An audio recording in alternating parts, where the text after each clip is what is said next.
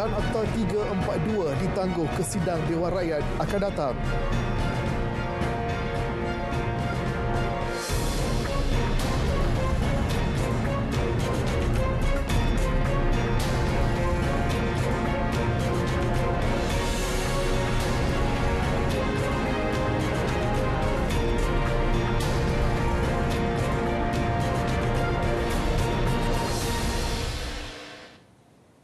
Selamat malam dan salam sejahtera. Anda bersama saya Muhammad Sami, Berita Parlimen.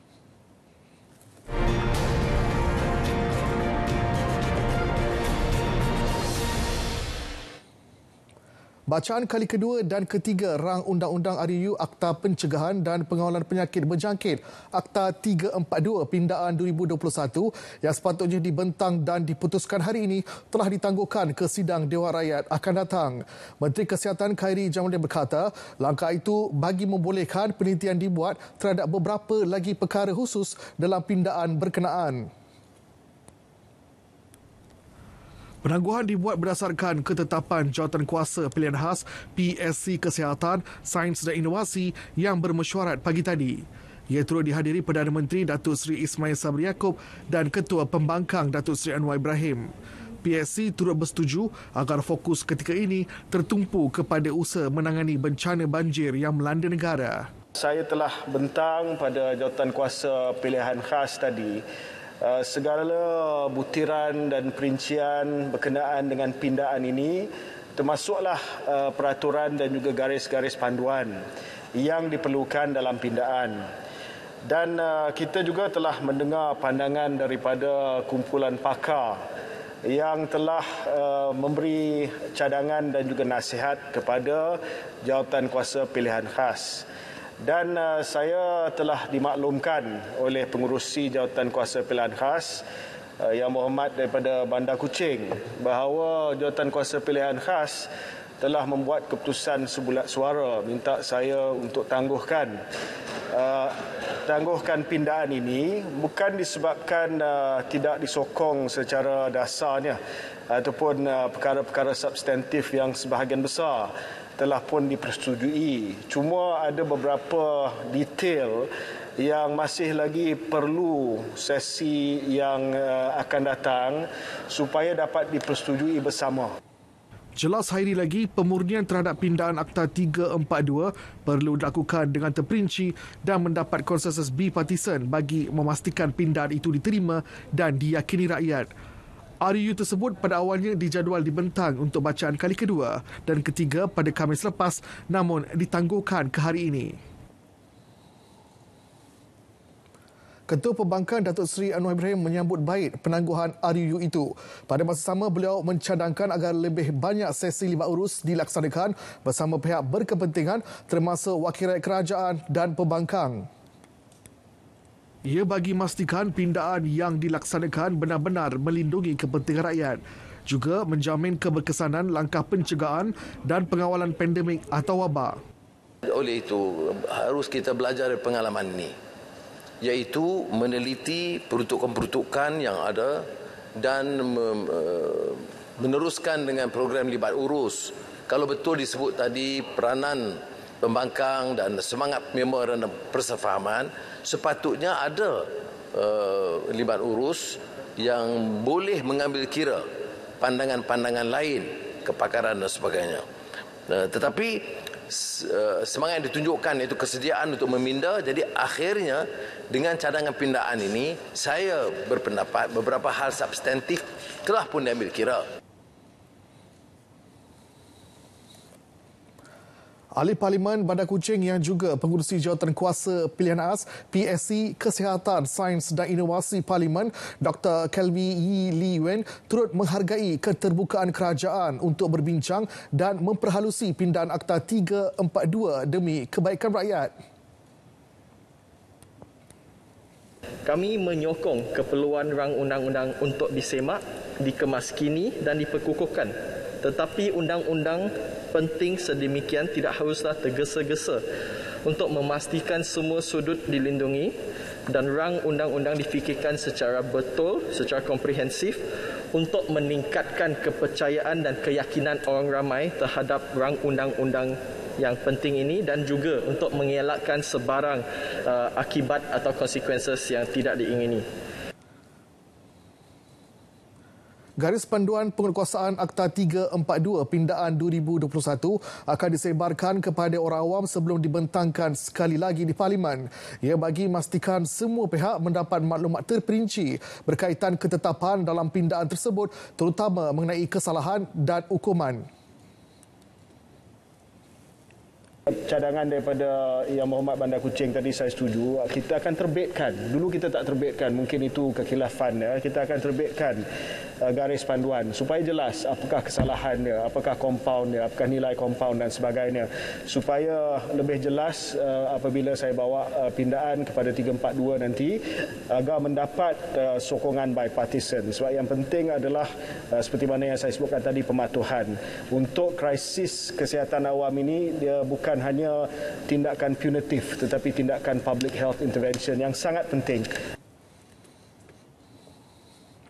Selepas 33 hari bersidang Dewan Rakyat bagi mesyuarat kedua, Penggar keempat Parlimen ke-14 melabuhkan tirai hari ini dengan 16 rang undang-undang diluluskan, termasuk rang undang-undang perbekalan 2022 atau bajet 2022. Sidang yang berlangsung bermula 25 Oktober turut mencipta sejarah apabila lebih 2/3 ahli Parlimen menyokong kelulusan rang undang-undang Perlembagaan Pindaan 2021 berkaitan Perjanjian Malaysia 1963 MA 63. Saya ingin merakamkan ucapan setinggi-tinggi terima kasih kepada semua ahli yang berhormat yang telah memberi kerjasama bagi membolehkan perjalanan Majlis Mesyuarat dapat disempurnakan sepanjang tempoh sidang ini. Saya juga ingin mengambil kesempatan ini untuk mengucapkan terima kasih dan penghargaan saya kepada KKM yang telah memberikan sepenuh komitmen dalam memastikan Parlimen Malaysia sentiasa dalam keadaan terkawal dan selamat daripada penularan wabak COVID-19. Beliau turut mengucapkan selamat menyambut Hari Krismas dan Tahun Baru 2022 kepada ahli yang berhormat. Baik, sidang Dewan Negara diberi maklum bermula Mac depan, 50 lokaliti di seluruh negara akan dipilih bagi menghapuskan miskin tengah secara lebih komprehensif dan holistik. Menteri di Jabatan Perdana Menteri Ekonomi Datuk Seri Mustafa Mohamed berkata, pelaksanaan itu bagi membolehkan keadaan miskin tengah sifar dapat dicapai pada 2025. Bagi melaksanakan usaha basmi miskin tengah ini, kerajaan akan menggunakan pakai data e-kasih yang dibangunkan oleh ICU dan ICU sekarang sedang dalam proses untuk memutih dan memurnikan data tersebut supaya ia tepat dan kena pada sasaran apabila diberi bantuan.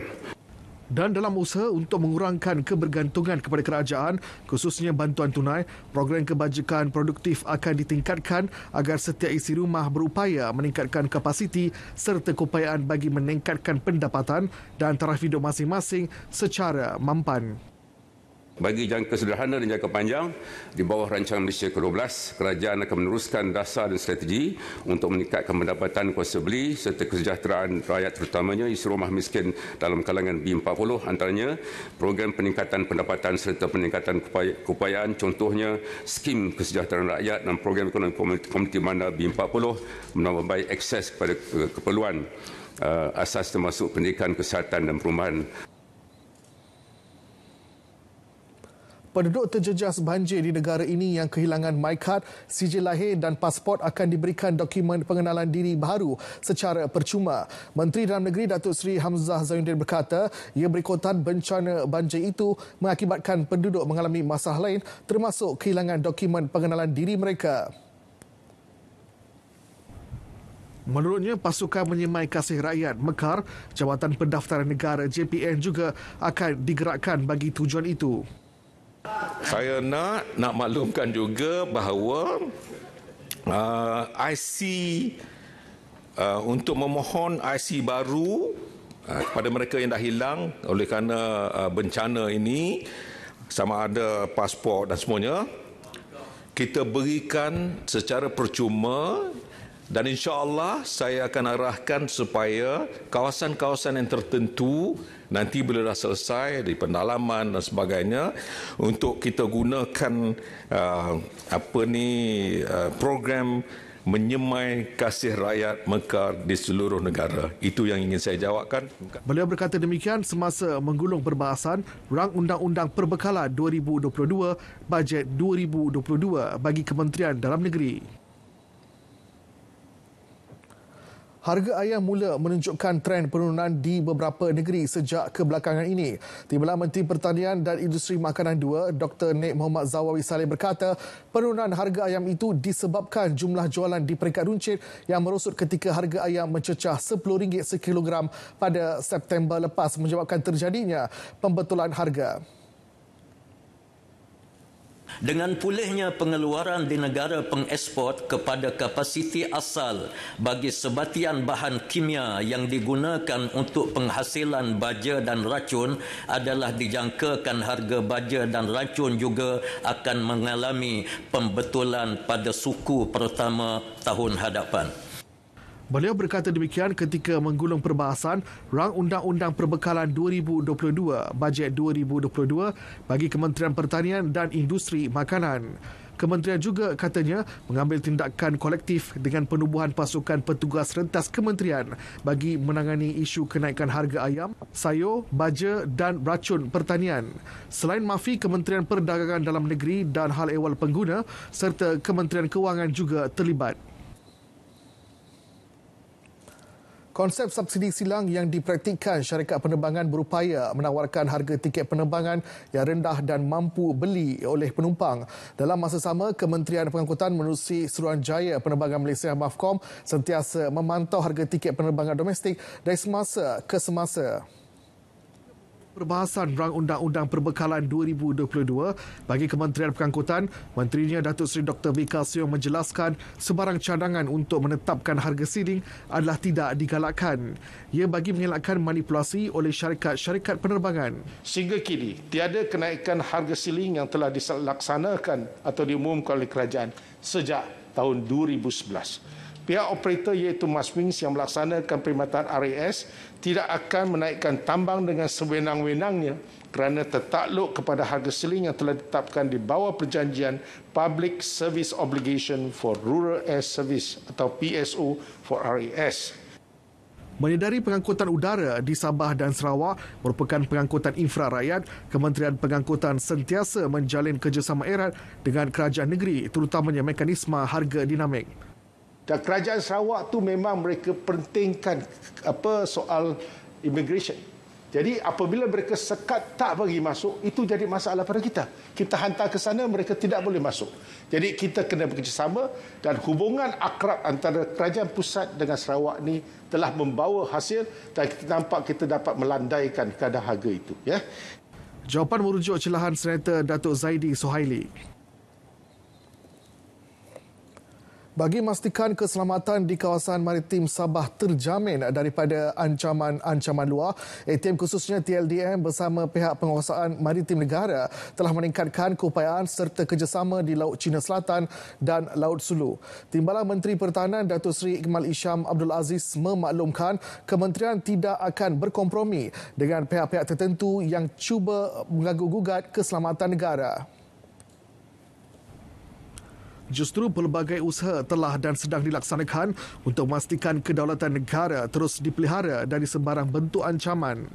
ATM ketika ini masih mengekalkan atau gerak trup dan aset dari ketiga-tiga perkhidmatan iaitu Tentera Darat Malaysia, Tentera Laut Diraja Malaysia dan Tentera Udara Diraja Malaysia sepanjang masa 24 jam dan 7 hari seminggu dalam mengukuhkan kawalan keselamatan di kawasan tanggungjawab daripada dibolosi penjenayah rentas sempadan atau ancaman-ancaman yang lain.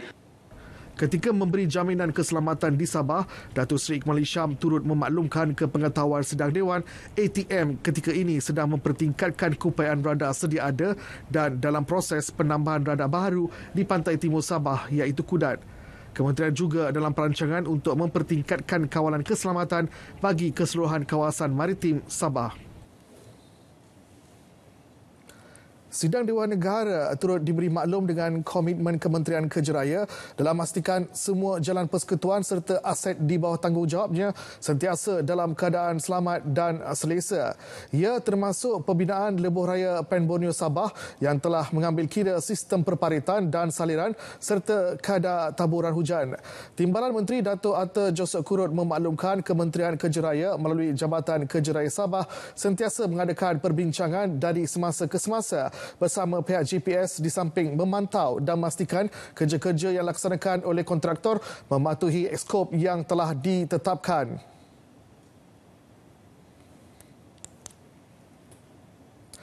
Malaysia merekodkan pelaburan tertinggi sejak 2015 bagi tempoh Januari sehingga September tahun ini.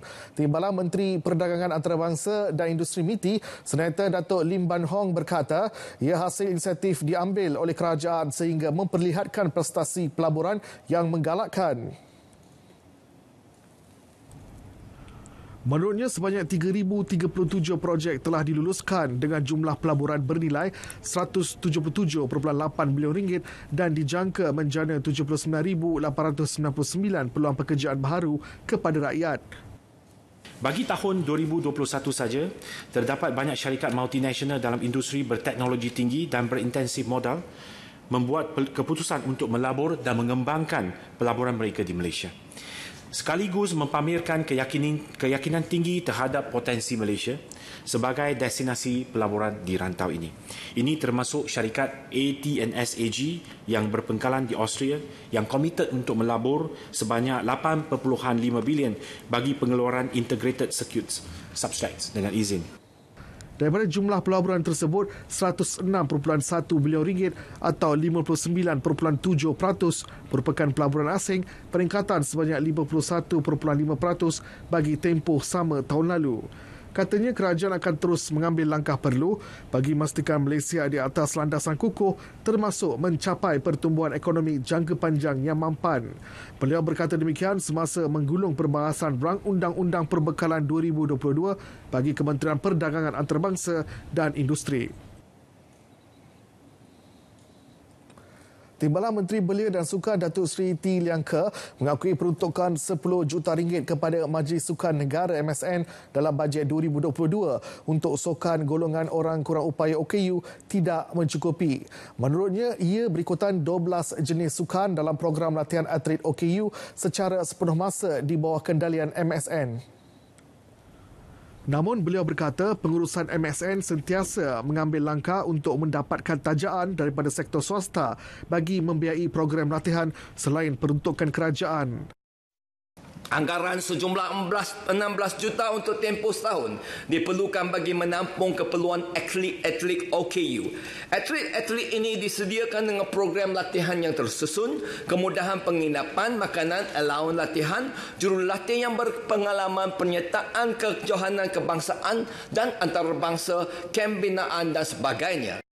Beliau menjawab soalan Senator Datuk T. Mohan yang ingin tahu peruntukan RM10 juta untuk OKU dalam belanjawan 2022 yang dilihat tidak mencukupi dan perlu dinilai semula.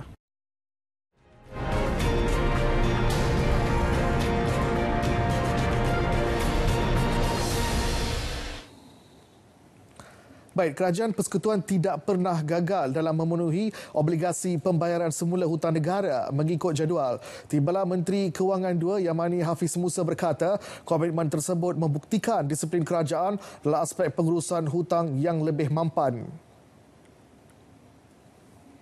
Kerajaan komited untuk mengukuhkan semula kedudukan fiskal negara setelah krisis berakhir dan ekonomi kembali stabil bagi memastikan daya tahan fiskal pada masa hadapan.